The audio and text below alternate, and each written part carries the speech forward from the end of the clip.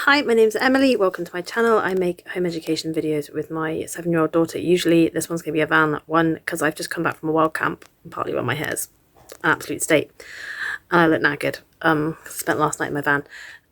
So I thought this video was going to be short. It's in the last one, but I've actually looked at me waffle on and it's quite long, but I'm going to leave the waffle in just because I'm a real person and that's, yeah, really what's going on. So I excuse all the waffle. On Friday, I went and tried out a folk group to play some music. They play folk music and you kind of join in, or if you don't know it, you listen, or you try and work it out by ear, which was lovely.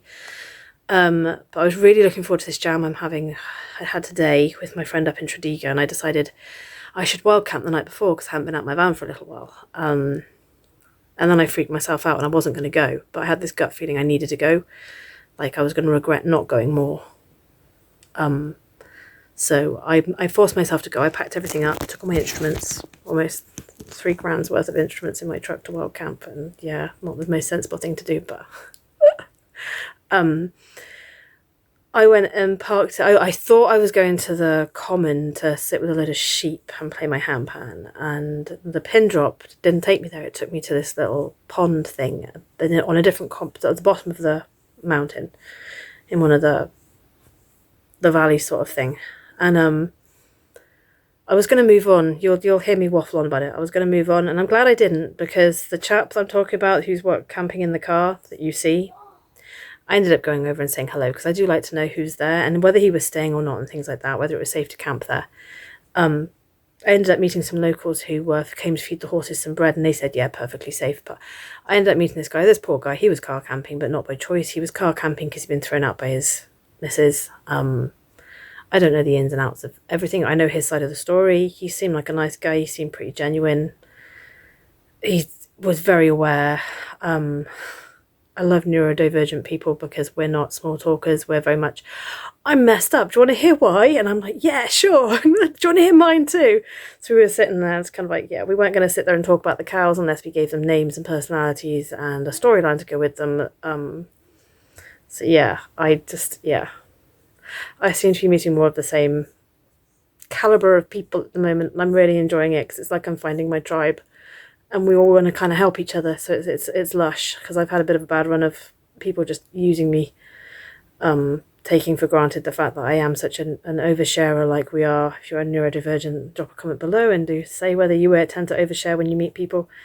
But this guy, we spoke from about 7 o'clock till 11:30, and before he turned in, he just said, thank you so much for that. I feel so much lighter, and I feel like I'm going to sleep well tonight. I'm so glad you camped here tonight, and you said hello. So I'm glad I went. I was meant to go. I was meant to meet him. I was meant to, yeah, do some good, which feels really good. But now I'll get into me waffling on my camp. So yeah, I get so freaked out when I'm first there. But the second bit when the next morning, I'm so much happier. So yeah, just ignore the worried face at the beginning. But I'm going to leave it in because I'm not going to edit it out. Okay. I look a bit windswept because I'm in my van having a wild camp again. I'm going to go jam with a friend tomorrow in Tredegar. So instead of getting up really early and driving the hour from Cardiff, I thought, I know, I'll wild camp again. 2 locations a friend pin dropped with me. One is over that mountain with a load of sheep where it gets really, really, really, really, really dark. And then this one is by a little pool of water with horses and cows. Oh, out there. But there's no one here except that guy camping, and I don't know what he's like. So yeah, I'm gonna do, I don't know if I should go and find the sheep, or because I don't have an awful lot of fuel, stay put, just wait it out, stay in my van because I have a cow aggressively mooing at me. I'm not sure what to do, so I'm just gonna stay in my van. Yeah, it's really pretty. It's not quite like what I normally have. The pool of water is not a pool of water I think I really want to go and put my feet in. I will go and have a look. Until it starts getting dark, there's not really anywhere to pee because there's lots of cars going by. That's the other thing about the last place I stayed, was there was less traffic, and I have the feeling if I went and found the sheep, there would be less traffic if I went to the car park. But maybe I brave that another time. I'm going to try this tonight. I don't know because I've parked up so early if I should move. So if any of you wild campers know, find a space earlier and then come move when you actually want to sleep so that people don't know you're on your own. Not that there's anyone around here. There's only the guy in the car. I think he's car camping, or he might even move on. No idea. What would you say is the safest thing to do if you're a van lifer thinking wants it? I've got to sleep around my instruments as well because I'm gonna jab tomorrow, so I've got everything with me. But it's still really, really early. I wish I'd left the house a little bit later. I might just go and find some fuel and go and find the sheep. I need to make my mind up because I don't want to drive this road once it gets dark. My eyes aren't the best in the dark anyway, and yeah. So I shall let you know how it goes tomorrow. Stay with me, I've just woken up. Last night, I posted a video where, well, I didn't post a video, I made a video where I was a bit nervous about staying where I was staying because there weren't many people around. There's cars moving about and I don't know the location, so I was a bit nervous. I'm going to take you out for a little wander around in a second. Screen wrap for my P-Reg I had, so it kept some of the light out. But I opened my thing to see the moon last night and forgot to close it. So I was awake with the sun. But it's a stunning view, and I took a chance last night. There was a guy who looked like he might be car camping, so I went over and caught he had a bag that was flying away, so I caught his bag, took it over to him and just, are you car camping? Just started a conversation, and also neurodivergent because we ended up in a conversation that was just both each other's life stories well into the night. Going through a bit of a rough time, sleeping in his car because he's been kicked out by his missus for, from what I can tell, no reason I should have been worried about saying hello to him anyway.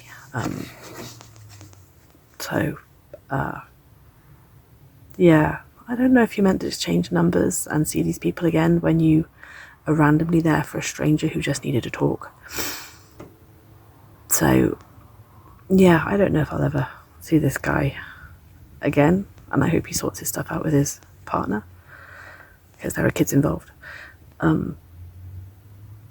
It was just so nice. Yeah.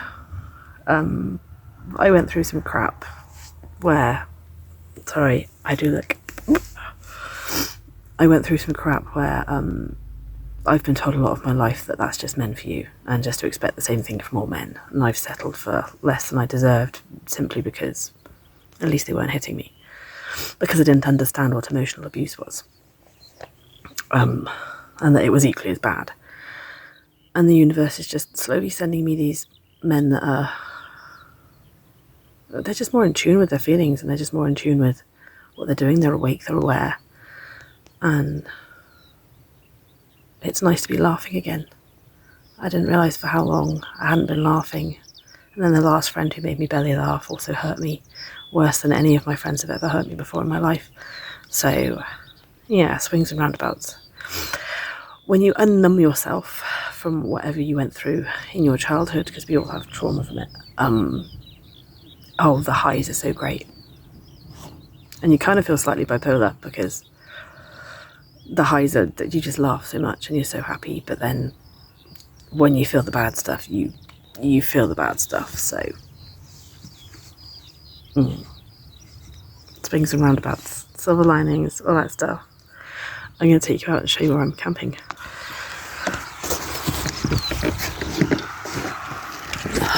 So there's horses and cows and sheep, but this is my view this morning. The sheep have come. There were cows and horses last night. And the sun went down over there, but we couldn't see it because it went behind that hill and we missed all the pretty colours.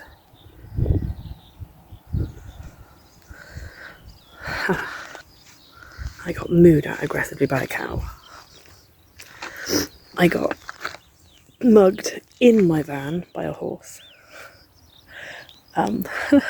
So I want more of this. We were trying to help each other out last night with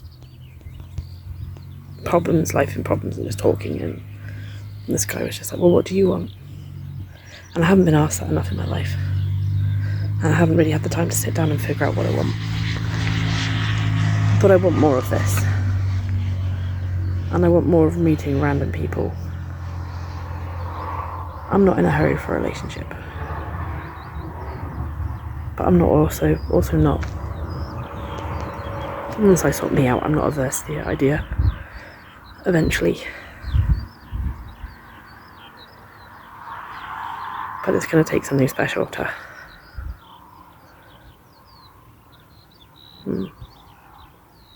tie me somewhere, probably. Yeah. I was just watching back before I post this, and I was considering editing out my kind of like life revelation, but I kind of figured it, but I'd keep it in case it helps someone. So take from it what you want, leave what you want. If you've got nothing nice to say nothing at all, because the people who get something out of it will. And if you don't, just keep scrolling. But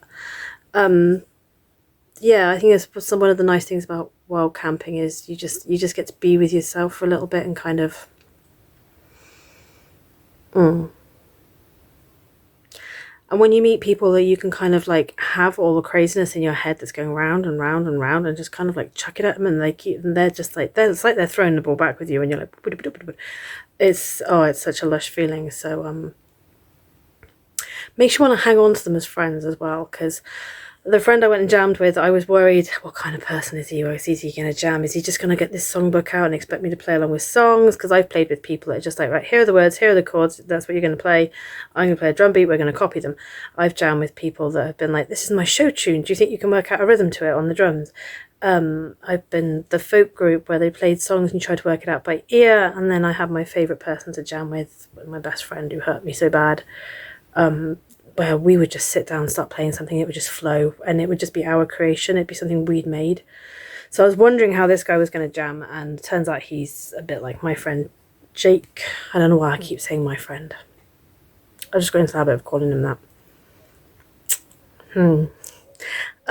But he was very much like that in the sense of, I took my handpan and my rav, I started playing the handpan, and he was like, oh, wait there. He said, play it again. He got behind the kit and he started working out a rhythm to what I was playing on the handpan. That was really cool. So we were bouncing off each other. We were adding to each other's kind of like groove and stuff. It was lush. I mean, I didn't know much on the guitar that I couldn't play that wasn't classical because I'd left my folder in my van. So he was just drumming along to like classical swing and blues and different things I had. And he was just like, oh, I like that. And I'll bring some music next time. And I better remember the whole thing because I can't remember the whole thing is the issue. So it was just really, really lush. Then we went for a drink afterwards, and he just opened up like anything about. He was like, "I'm so sorry," and I'm just like, I don't know what it is about me, but people just find me so easy to talk to that I'm just like, it's fine. Don't worry about it. You need to get it off your chest. Get it off your chest. I just got to find a way afterwards of like cleansing myself and leaving myself with just my energy, because it can drain you a lot. And it's not I don't want to do it, it's just I need to find a way to make sure I leave other people's stuff and only carry my own, so that, yeah. So if you are fellow neurodivergent and you're very empathetic and you come up with these situations, if you do have any advice of like how to protect your own energy while helping people, because it's so lush to do and we are drawn to do it, do let me know. But I definitely, that video, I'm like, I want more of this. Yeah, it's going to get really long, and it's a lot of me waffling in this one, so I do apologise. It's a lot of me waffling. Take from it what you will. The van's going fine, and I can't wait to get in my new one and start sorting it out properly. But I need to sell this one, so yeah, I can't afford to, and I don't really want this one stuck on my friend's yard because I won't be able to get people to view it. If he goes away, it's going to be stuck somewhere, so I need to sell it before he comes back, and then get someone to meet me up there and swap it over. So yeah. Yeah, but that's the news on the van. And that's the news on the jam. So yeah, for now it's time for me and time for the Rosie Bear.